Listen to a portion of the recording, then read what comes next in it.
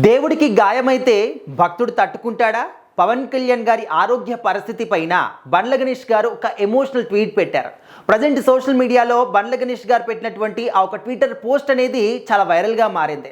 మనందరికీ తెలుసు, పవన్ కళ్యాణ్ గారికి చిన్న గాయమైనా కూడా, చిన్న ప్రాబ్లం వచ్చినా కూడా బండ్ల గణేష్ గారికి ఎంత బాధపడతాడు, ఆయనకి ఎంతగా బాధ కలిగిస్తుంది అనేది కూడా మనందరం చూస్తూ ఉంటాం. ప్రతి సందర్భంలో కూడా పవన్ కళ్యాణ్ గారి చిన్న విషయంలో కూడా ఆయన జోక్యం చేసుకుంటూ ఉంటారు.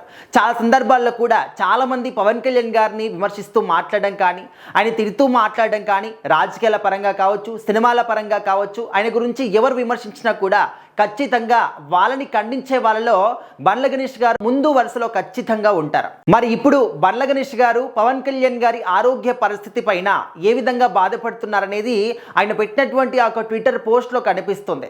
ఒక్కరోజు కాదు, 2 రోజులు కాదు, 1 సంవత్సరం కాదు, 2 సంవత్సరాలు కాదు, దాదాపు 15 సంవత్సరాలు 16 సంవత్సరాల నుంచి కూడా నేను చూస్తూ ఉన్నాను.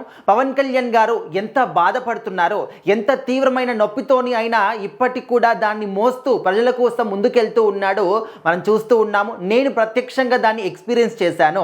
అండ్ గబ్బర్ సింగ్ సినిమా చేస్తున్నప్పుడు ఆయన గుర్రంపై నుంచి కింద పడిపోయినప్పుడు ఆయన నడుముకి తీవ్రమైనటువంటి గాయం తగిలింది.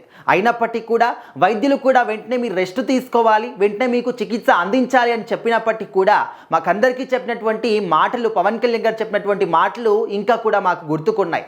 నా మనసులో ఇంకా కూడా మాటలు అదే విధంగా నాటుకుపోయి ఉన్నాయి. ముందుగా సినిమా కానివ్వండి, ఆ తర్వాత చూసుకుందాము. ఎందుకంటే నిర్మాత ఎంతో కష్టపడి డబ్బులు తీసుకొస్తాడో, ఎంతో మంది వేల మంది కార్మికులందరూ కూడా ఈ సినిమా కోసం పనిచేస్తూ ఉన్నారు. వాళ్ళందరి డేట్స్ అన్ని కూడా వృధాగా పోతాయి. సో ముందుగా ఈ సినిమా అంతా కూడా కంప్లీట్ అవ్వని, ఆ తర్వాత వైద్యం గురించి చూసుకుందాం అనే విధంగా మాట చెప్పారు. ఆ మాట ఇప్పటికి కూడా ఇచ్చినటువంటి ఆ భరోసా అనేది ఇప్పటికి కూడా నా భుజాల పైన కనిపిస్తుంది అంటూ బండ్ల గణేష్ గారు చాలా ఎమోషనల్గా మాట్లాడడం జరిగింది.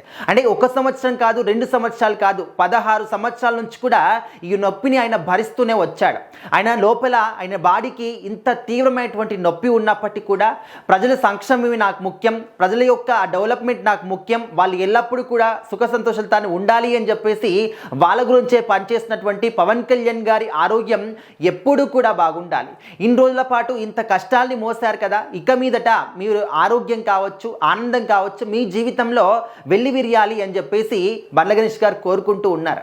అంటే ఒక భక్తుడు ఏ విధంగా అయితే దేవుని గురించి ఆరాధిస్తూ ఉంటాడో, ఆ దేవుని ప్రార్థిస్తూ ఉంటాడో, ఆ విధంగా బండ్ల గణేష్ గారు ఎప్పుడు కూడా పవన్ కళ్యాణ్ గారి గురించి ఆలోచిస్తూనే ఉంటారు.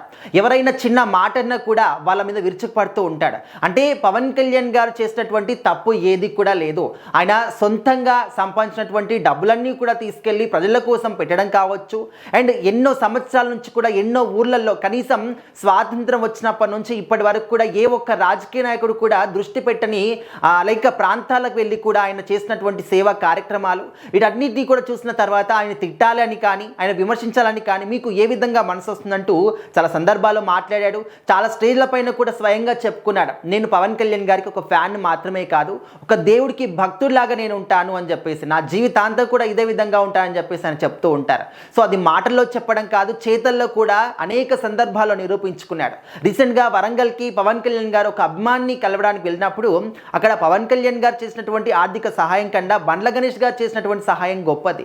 సో ఆయన ఏం చెప్పాడు, అక్కడ కూడా పవన్ కళ్యాణ్ గారు ఎప్పుడు కూడా అందుబాటులో ఉండకపోవచ్చు, మీకు ఏం కావాలన్నా నన్ను కాంటాక్ట్ అవ్వండి, నేను ఆల్వేస్ మీకు అందుబాటులో ఉంటానని చెప్పడం.